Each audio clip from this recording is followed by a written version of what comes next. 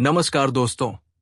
देश में एक बार फिर कोविड-19 को लेकर हलचल तेज हो गई है। हालिया आंकड़ों के मुताबिक भारत में सक्रिय मामलों में हल्की बढ़ोतरी दर्ज की गई है और इसके पीछे मुख्य वजह है एक वेरिएंट। स्वास्थ्य विभाग सतर्क हो गया है, लेकिन क्या हमें भी घबराने की जरूरत है? इस वीडियो में हम आपको बताएंगे कि आखिर ये एक वेरिएंट क्या है, इसके क्या लक्षण हैं और सबसे जरूरी बात, देश में मौजूदा स्थिति क्या है, स्वास्थ्य मंत्रालय हमें क्या सलाह दे रहा है और आप खुद को और अपने परिवार को कैसे सुरक्षित रख सकते हैं। पूरी जानकारी के लिए हमारे साथ अंत तक बने रहें।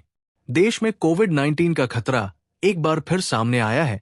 हालिया आंकड़ों के मुताबिक भारत में सक्रिय कोविड-19 के मामलों में थोड़ी बढ़ोतरी दर्ज की गई है, जिसके बाद स्वास्थ्य विभाग सतर्क हो गया है। इस ताजा उछाल के लिए एक वेरिएंट को मुख्य रूप से जिम्मेदार ठहराया जा रहा है, जिसने कुछ राज्यों में चिंता बढ़ा दी है। स्वास्थ्य मंत्रालय के नवीनतम आंकड़ों के अनुसार देश में सक्रिय कोविड-19 मामलों की संख्या अब 257 तक पहुंच गई है। इनमें से ज्यादातर मामले केरल, महाराष्ट्र और तमिलनाडु जैसे राज्यों से सामने आ रहे हैं। वहीं हरियाणा, पश्चिम बंगाल और सिक्किम जैसे राज्यों में भी इक्का दुक्का मामले दर्ज किए गए हैं। एक वेरिएंट जो ओमिक्रॉन के BA.286 पिरोला वंश का एक उपसंस्करण है, इन मामलों के लिए जिम्मेदार माना जा रहा है।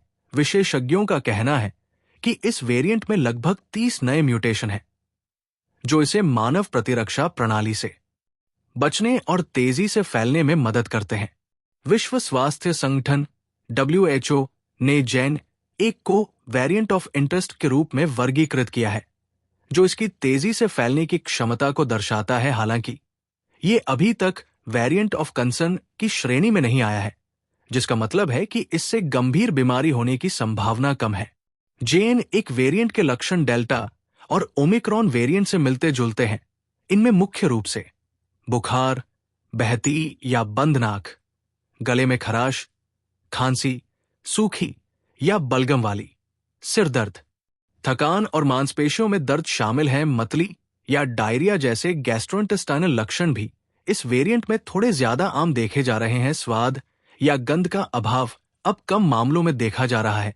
चिकित्सा विशेषज्ञों का कहना है कि अधिकांश मामले हल्के होते हैं और अस्पताल में भर्ती होने की आवश्यकता नहीं होती। हालांकि कमजोर प्रतिरक्षा प्रणाली वाले व्यक्तियों, बुजुर्गों और पुरानी बीमारियों जैसे मधुमेह, हृदय रोग से जूझ रहे लोगों को विशेष सावधानी बरतने की सलाह दी गई है। केंद्रीय स्वास्थ्य मंत्रालय ने सभी राज्यों और केंद्र शासित प्रदेशों को स्थिति पर कड़ी नजर रखने और किसी भी अप्रत्याशित वृद्धि से निपटने के लिए तैयार रहने का निर्देश दिया है। मंत्रालय ने नागरिकों से घबराने के बजाय सतर्क रहने और कोविड उपयुक्त व्यवहार का पालन जारी रखने की अपील की है। बचाव के लिए मास्क का उपयोग, हाथों की स्वच्छता, सामाजिक दूरी बनाए रखना, श्वसन शिष्टाचार का पालन, भीड़ से बचना, स्वस्थ जीवन शैली अपनाना और टीकाकरण करवाना अत्यंत महत्वपूर्ण है। भारत में अब तक 220 करोड़ से ज्यादा कोविड-19 टीके की खुराकें दी जा चुकी है। किसी भी लक्षण के महसूस होने पर तुरंत डॉक्टर से संपर्क करने और उनकी सलाह का पालन करने की सलाह दी गई है। अनावश्यक घबराहट से बचने और विश्वसनीय स्रोतों से ही जानकारी प्राप्त करने पर जोर दिया गया है।